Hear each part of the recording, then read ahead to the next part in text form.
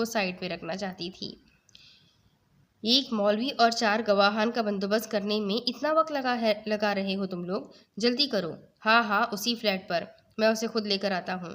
Phone बंद करते वो शीशे के सामने आ खड़ा हुआ। लंबा कद, सियाह घने बाल, हल्की हल्की दाढ़ी, गंधमी रंगत, आधी आस्तीन की प्रिंटेड शर्ट, एक हाथ में दो अंगूठियां, काली कलाई पर लाल धागा, दूसरे हाथ की कलाई में कीमती घड़ी, गले में चेन को घुमाते, कान में टॉप्स पहने वो गुंडों वाले होलिये में भी कहीं ना कहीं हसीन नजर आता है। उसकी तैयारी मुकम्मल थी। वो तैयार था। गाड़ी की चाबी अपनी उंगली में घुमाते अजलान जाजिब की नज़र सामने लॉन की तरफ गई। Hi mom, hi dad. Jazib Rahman अपनी मिसेस जरमीन बेगम के साथ लॉन में बैठे चाय पी रहे थे। आखिरी बार क्लास कब अटेंड की थी तुमने? सवाल सीधा जाजिब रहमान की तरफ से आया था। यही कोई 4 दिन पहले यूनिवर्सिटी गया था मैं डैड।